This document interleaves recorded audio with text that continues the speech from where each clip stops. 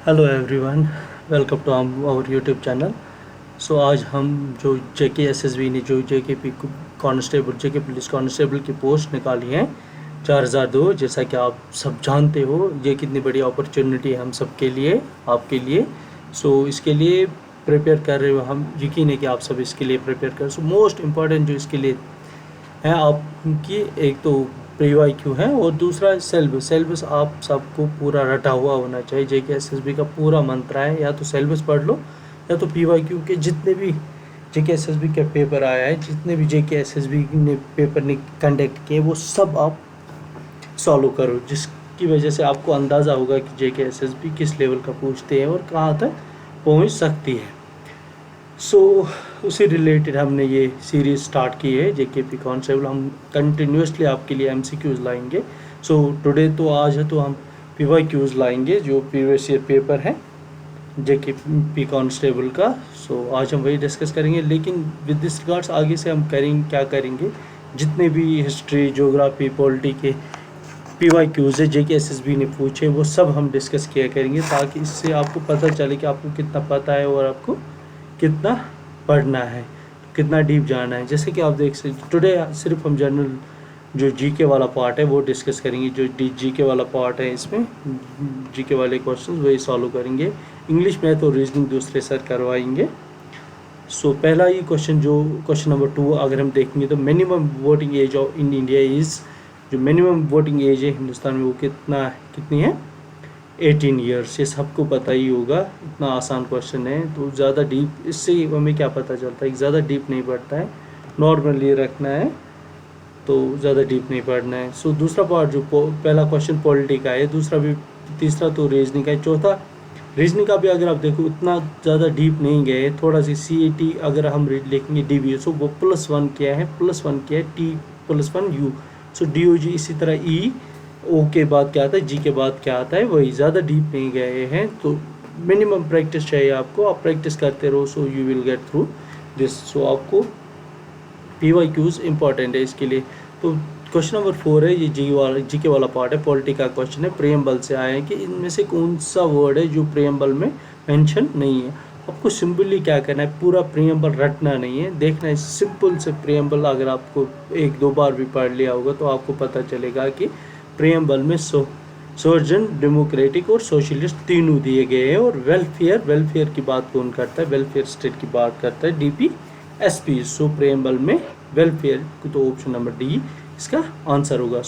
हम सिर्फ ऑप्शन ही नहीं देखेंगे कि कौन सा ऑप्शन ठीक है, वो तो आप सब लोग देख सकते हैं, लेकिन जो बाकी के ऑप्शंस हैं वो भी आपको एक्सप्लेन करने होंगे, वो भी आपको तब जाके आप ये एग्ज़ाम क्रैक कर सकते हो। सारे ऑप्शंस जो इसके हैं वो उनको एनालिसिस करने के बाद। क्वेश्चन नंबर 6 एक और क्वेश्चन है जीके वाला। First home minister of independent India कौन था?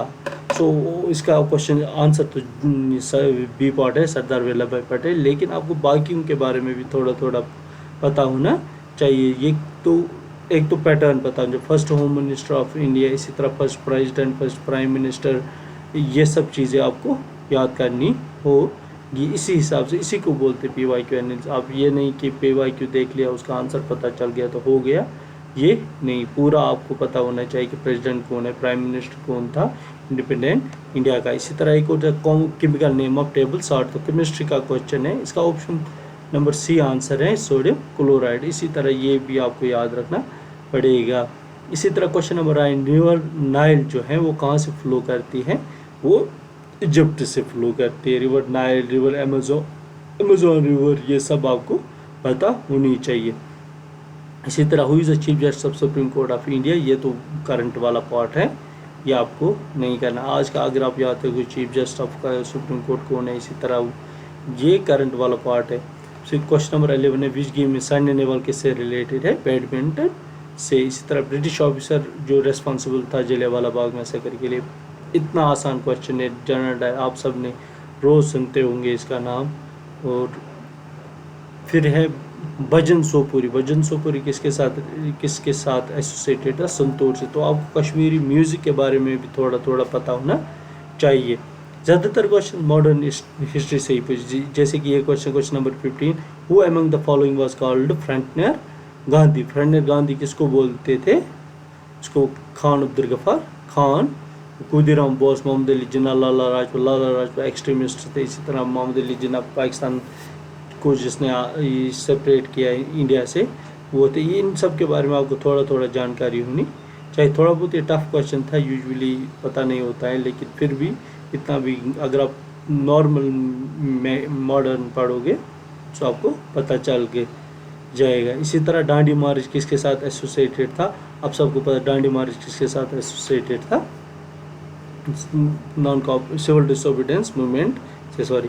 इसी तरह बाकी ऑप्शन जैसे होम रूलिंग मूवमेंट कब स्टार्ट हुआ था? 1915-16 में, जैसे एनी बेसंत और बाल गंगाधर तिलक ने स्टार्ट किया था। नॉन कॉपरेशन मूवमेंट किसने किया था? 1909 जेल बाग मैसेकर के बाद गांधी जी ने लॉन्च किया था। सिविल डिसोबीडियंस मूवमेंट डांडी मार्च और क्वाइट इंडिया मूवमेंट जब गांधी जी ने बोला था डू और डाई का भी स्लोगन भी किसने दिया था? गांधी जी ने 1942 में। इसी तरह एक और क्वेश्चन है, क्वेश्चन नंबर 19, ईस्ट में को हम क्या ऑब्जर्व करते हैं? ये पूरा आपको पता होना चाहिए। जैसे यूएन डे कब हम सेलिब्रेट करते हैं? अक्टूबर 24 को। वर्ल्ड एड्स डे कब हम सेलिब्रेट करते हैं? दिसंबर 1 को। और इसी तरह वर्ल्ड लिटरेसी डे कब हम सेलिब्रेट करते हैं? 8 सितंबर को। सो मोस्ट तो 1 मई को क्या सेलिब्रेट किया? International labour day.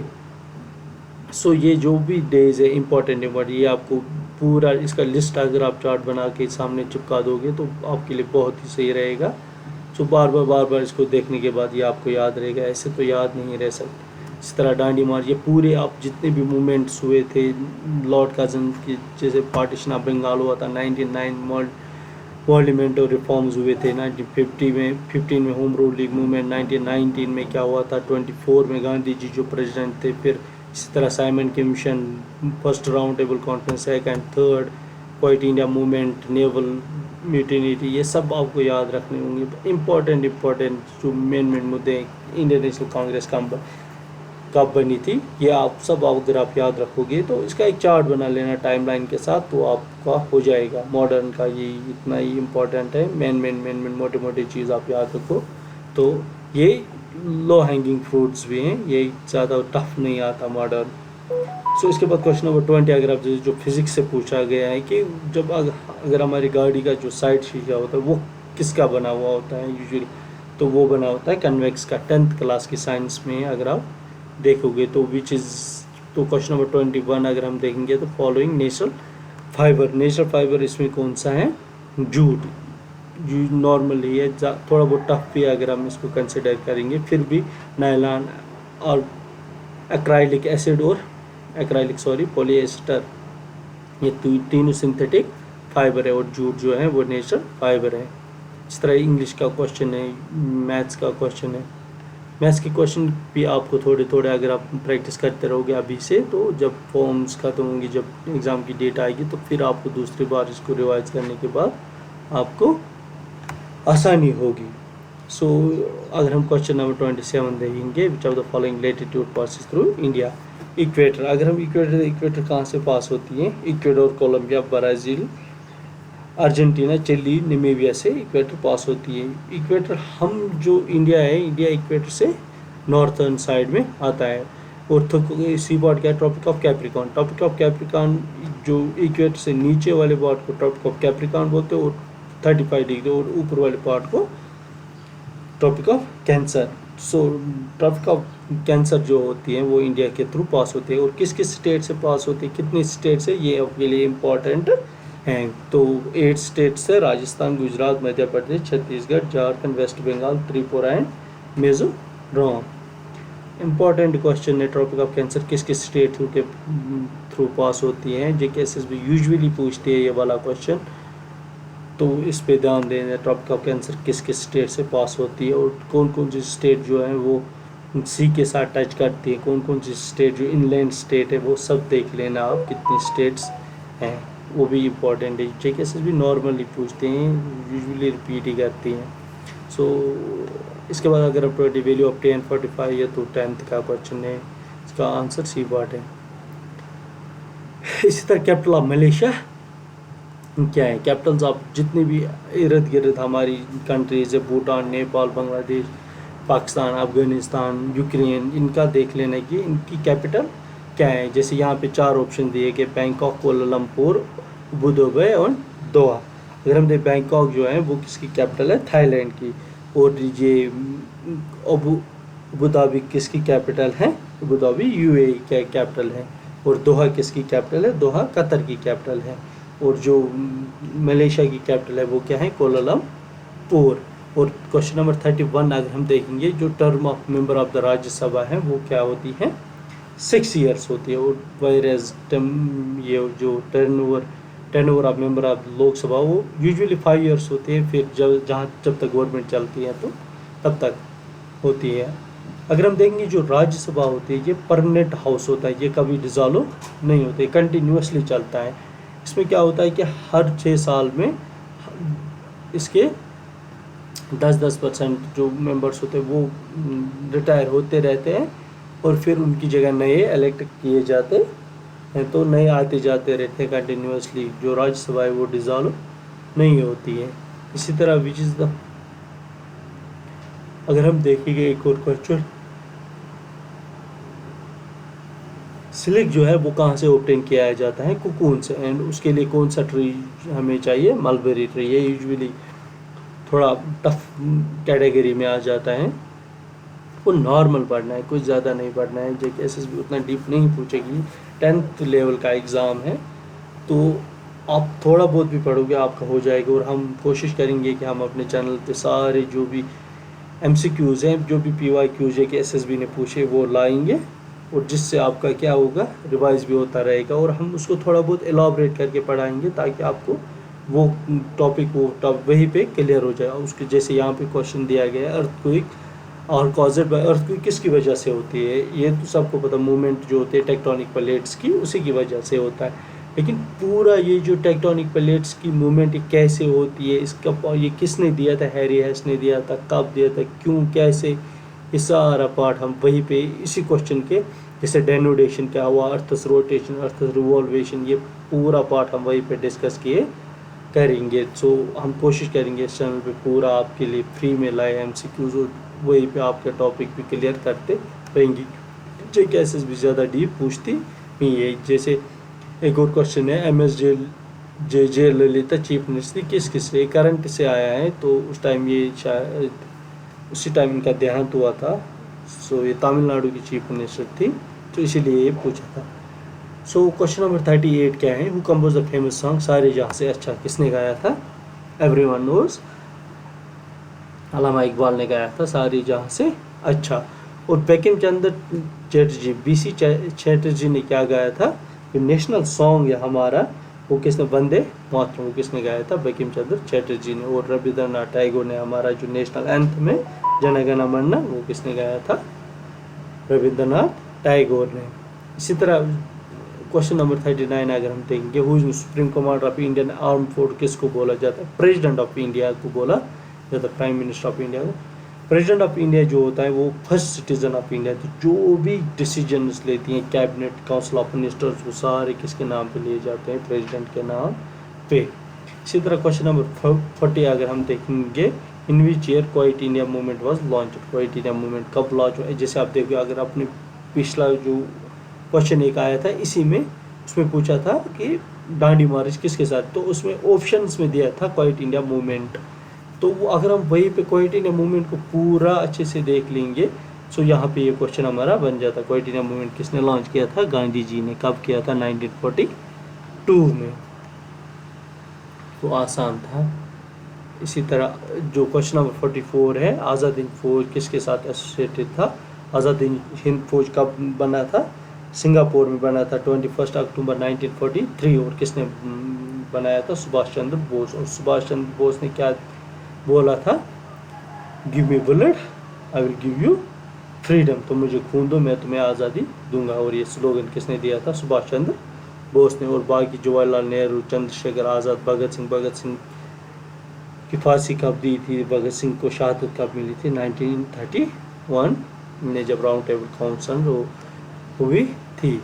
So question number 46 अगर हम देंगे, who is the governor of the reserve, RBI का गवर्नर कौन था। सो ये 2016 का क्वेश्चन पेपर है, तो आज का जो गवर्नर है वो देख लेना आप। उस टाइम पे रघुराम राजन था, ऑप्शन नंबर ऑप्शन ए। सो इससे PYQ से हमें पता चलता है कि हमें किस लेवल का पढ़ना है और क्या क्या पढ़ना है, किस किस एरिया को हमें टच करना है। यूजुअली अगर आप GK इतना बड़ा है, ज्योग्राफी, हिस्ट्री, एक एक में 3-3 4-4 महीने लगते हैं, लेकिन अगर आप PYQ को अच्छे से देखोगे तो आपको पता चलेगा मुझे कितना डीप जाना है और मुझे किस किस एरिया को टच करना है। इसी तरह क्वेश्चन नंबर 46 अगर हम देखिए 47 जो वाइट रेवोल्यूशन है वो किसके साथ एसोसिएटेड है। तो पहले वाइट रेवोल्यूशन किसके रिलेटेड था, मिल्क के रिलेटेड। तो इसी तरह ग्रीन रेवोल्यूशन, बाकी जो जितने भी रेवोल्यूशन थे वो सारे आपको देख लेने। तो 47 से हमें कम से कम 10 रेवोल्यूशंस हैं, वो सारे आपको अच्छे से देखने, तो वो सारे कवर हो जाएंगे वैसे ही। तो PYQ से का यही फ़ायदा है कि हमें पता चलता है कि हमें क्या क्या पढ़ना है। तो वाइट रेवोल्यूशन कौन सा वाइट रेवोल्यूशन से एसोसिएट था, वी कोरलिन, ऑप्शन सी इसका आंसर है। और जो MS स्वामीनाथन थे ये किसके साथ एसोसिएटेड थे, ये ग्रीन रेवोल्यूशन के साथ एसोसिएटेड थे, जो इंदिरा गांधी के टाइम पे आया था, जो जिसके ये हेड थे। सो इसी तरह यूनाइटेड नेशनल काउंसिल के कितने परमानेंट मेंबर्स होते हैं, 5, और वो कौन कौन है, Britain and UK, US and China,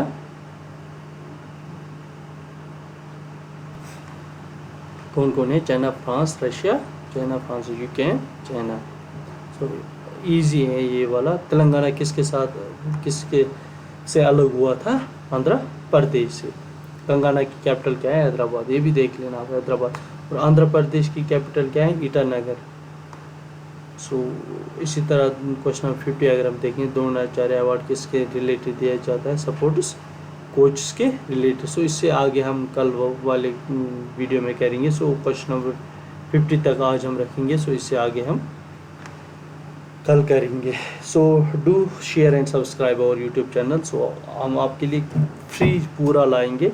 सो जितने भी MCQ JK SSB ने पूछे वो सारा हम डिस्कस करेंगे। उसके साथ जो जो टॉपिक वहाँ पे आएगा पूरा टॉपिक हम अच्छे से एक्सप्लेन करेंगे, वहीं पे क्लियर करेंगे। सो उसके छोटे छोटे नोट्स बना लेना, हम अच्छा सा कंटेंट लाएंगे आपके लिए। अब प्लीज़ चैनल को सब्सक्राइब कर देना। Thank you so much.